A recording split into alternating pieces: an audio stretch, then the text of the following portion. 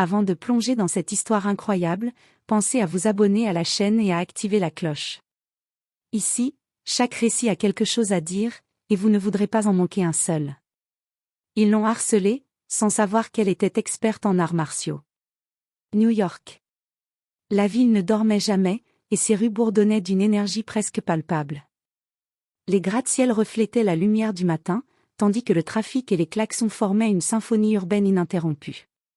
Au milieu de cette agitation, une silhouette se distinguait par sa posture droite et assurée. Monica Carter, 28 ans, marchait d'un pas calme mais déterminé sur le trottoir encombré de Midtown. Monica n'était pas seulement une brillante ingénieure en robotique, elle avait été formée dès son enfance à des arts martiaux stricts. Chaque muscle de son corps connaissait la discipline et la précision, chaque mouvement pouvait devenir une arme redoutable. Mais personne dans la rue ne pouvait le deviner. Son allure tranquille et ses vêtements sobres masquaient un pouvoir latent, prêt à surgir à tout instant. Elle tenait dans sa main un sac en cuir élégant, mais la légèreté de sa démarche et la concentration dans ses yeux trahissaient une vigilance constante. Depuis quelques semaines, elle avait remarqué des regards insistants et des comportements déplacés de la part d'un petit groupe de jeunes hommes dans son quartier. Ce n'étaient pas de simples regards, ils la suivaient, la provoquaient subtilement, cherchant une faiblesse à exploiter. Monica inspira profondément. Elle savait que ces situations pouvaient dégénérer rapidement dans les rues de la ville. Mais ce n'était pas la peur qui guidait ses pas, c'était la maîtrise de soi. Chaque respiration, chaque mouvement était calculé. Elle avait appris à transformer la peur en énergie et l'intimidation en vigilance. Alors qu'elle s'approchait d'un café pour prendre son café matinal, elle sentit le frisson familier d'être observée. 3 silhouettes familières se détachèrent dans la foule. Les harceleurs. Ils ne savaient pas encore qu'ils allaient rencontrer quelqu'un capable de transformer la rue en terrain de combat stratégique. Mais Monica, elle, savait. Et elle était prête. Le soleil frappait ses cheveux noirs qui brillaient légèrement sous la lumière. Les bruits de la ville semblaient s'atténuer pour elle, comme si le monde retenait son souffle. Elle marcha droit devant elle, la tête haute, sans un mot, tandis que les harceleurs échangèrent des regards confiants. Ils pensaient l'intimider. Ils étaient loin de se douter que chaque pas qu'ils venaient de suivre pouvait être leur dernière erreur. Ce jour-là, dans une ruelle étroite de Manhattan, la vie de Monica allait basculer. Et ce que les hommes allaient découvrir sur elle allait dépasser tout ce qu'ils pouvaient imaginer. Une tempête de maîtrise, de discipline et de force silencieuse s'apprêtait à se déchaîner. Monica venait de sortir du café, une tasse de cappuccino à la main, quand elle sentit la présence des 3 jeunes hommes derrière elle. Leurs pas étaient lourds, calculés, et leur rire étouffé résonnait dans l'allée. « Et, jolie fille », lança l'un d'eux, un jeune au visage fin et à l'air arrogant. « T'as perdu quelque chose ? Ou tu veux juste qu'on t'accompagne ?» Monica ne ralentit pas. Ses yeux restaient fixés droit devant elle, et sa voix, calme mais ferme, répondit. « Laissez-moi tranquille. » Le ton neutre laissait peu de place à la négociation.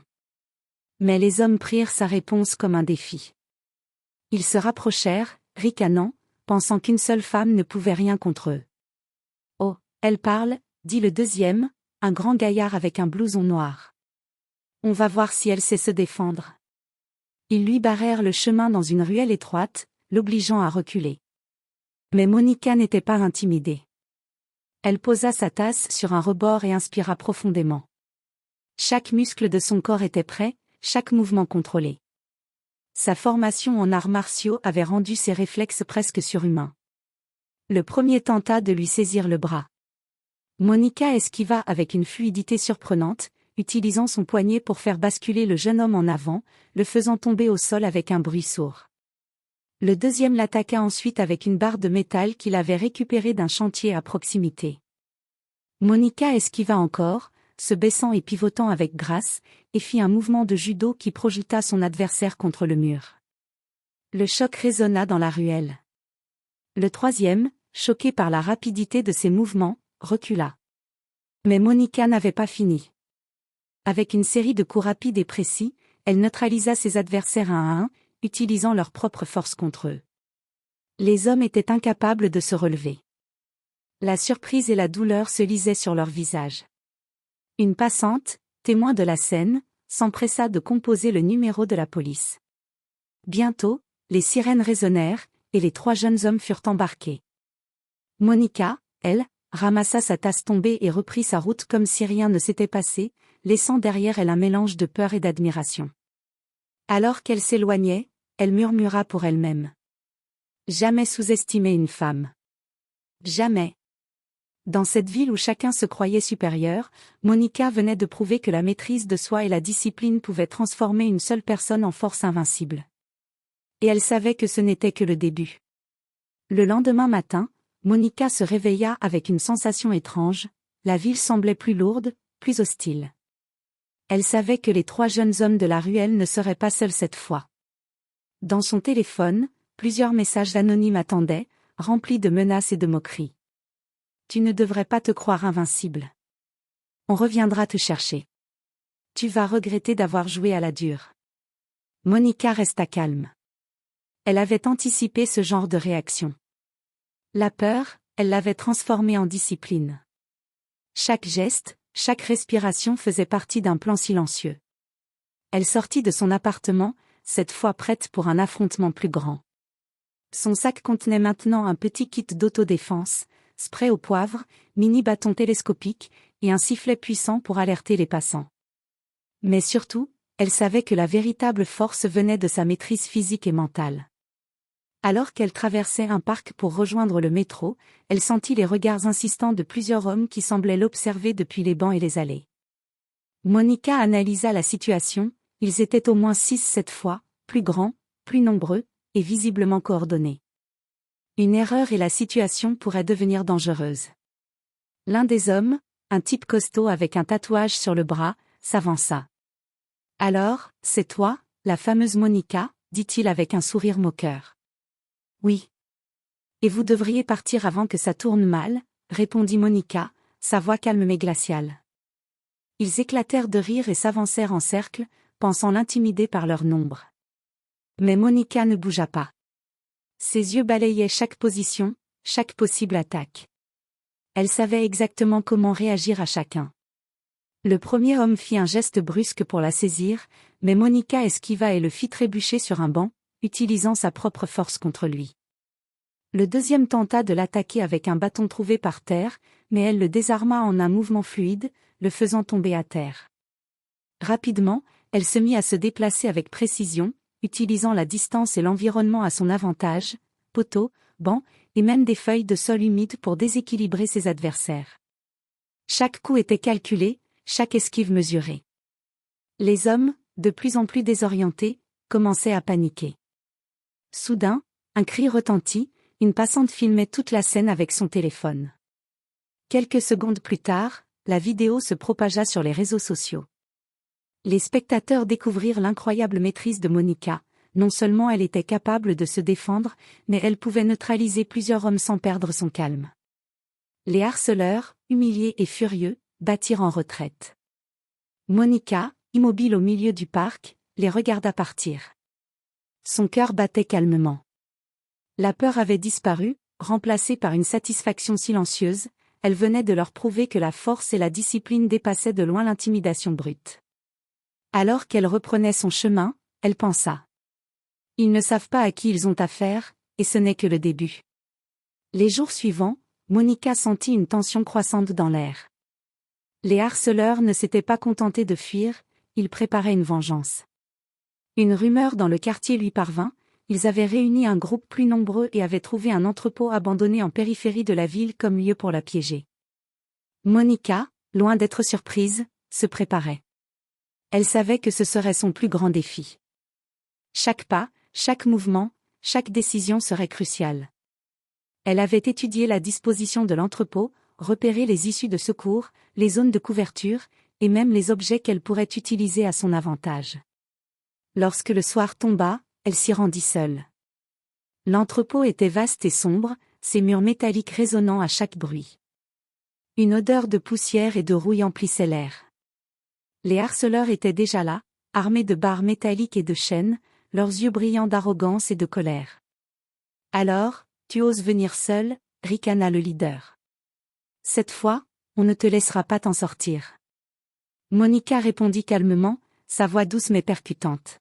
« Je suis prête. » Et alors que les hommes s'élançaient, Monica passa à l'action. Chaque mouvement était un mélange de grâce et de puissance. Elle esquiva les barres métalliques, utilisa les chaînes de ses adversaires contre eux, et combina ses connaissances en karaté, judo et taekwondo pour neutraliser chacun avec précision. Un homme tenta de l'attaquer par derrière, mais Monica, pivotant sur ses talons, le fit tomber en utilisant un simple mouvement de hanche. Un autre s'avança pour la frapper, mais elle l'arrêta avec une technique de blocage et l'envoya rouler contre un mur. Chaque action était rapide, fluide, presque chorégraphiée, et pourtant, totalement réelle et efficace. Les harceleurs, de plus en plus paniqués, se précipitèrent dans tous les sens. Monica utilisait l'espace de l'entrepôt à son avantage, poteaux, caisses, et même le sol glissant pour les déséquilibrer.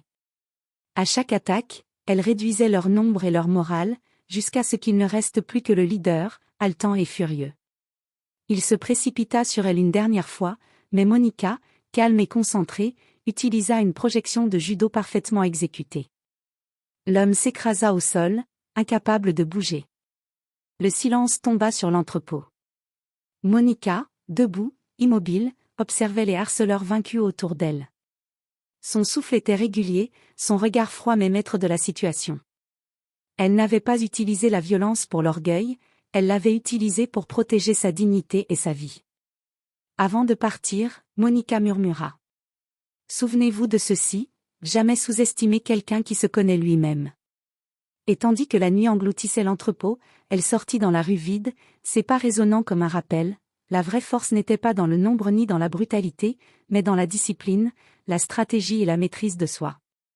Quelques jours après l'affrontement dans l'entrepôt, la ville entière parlait de la mystérieuse lionne de Manhattan. La vidéo de Monica neutralisant les harceleurs avait fait le tour des réseaux sociaux, et les médias étaient impatients d'en savoir plus sur cette femme exceptionnelle. Monica, assise dans son petit appartement, regardait la vidéo une dernière fois. Elle ne ressentait ni arrogance, ni fierté déplacée.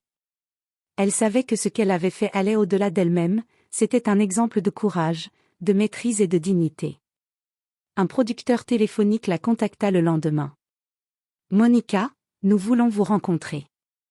Les gens ont besoin de connaître votre histoire. Vous êtes devenue une source d'inspiration pour la ville entière. Lors de l'émission, Monica entra sous les projecteurs, calme, droite, sûre d'elle. Les caméras la filmaient de tous les angles, et les journalistes posaient des questions sur ses compétences et son courage. « Comment avez-vous pu rester si calme face à autant de dangers ?» demanda un animateur. Monica répondit, sa voix posée et profonde. « La peur ne disparaît jamais vraiment. Ce que nous faisons, c'est apprendre à la transformer en force. Chaque situation difficile est une opportunité de discipline et de contrôle. Je ne me bats jamais pour moi-même, mais pour ma dignité et pour montrer que personne ne doit être sous-estimé. » Les applaudissements résonnèrent dans le studio. Les téléspectateurs comprirent que Monica n'était pas seulement une femme forte, mais une source d'inspiration. Les écoles et les clubs d'arts martiaux l'invitèrent pour des conférences, et elle devint un symbole de courage et de résilience. Dans son quartier, les habitants la regardaient désormais avec respect. Même les harceleurs, humiliés et dispersés, avaient appris une leçon qu'ils n'oublieraient jamais. La véritable force ne se mesure pas à la taille, au nombre ou à la brutalité, mais à la maîtrise de soi et à la discipline. Monica, marchant dans les rues de Manhattan, sentit une nouvelle énergie autour d'elle. Les passants la saluaient, et certains murmuraient son nom avec admiration. Elle savait que ce n'était pas la fin de ses défis, mais elle était prête. Chaque pas qu'elle faisait laissait derrière elle une leçon silencieuse, le courage et la force véritable résidant dans la maîtrise de soi, même face aux pires épreuves.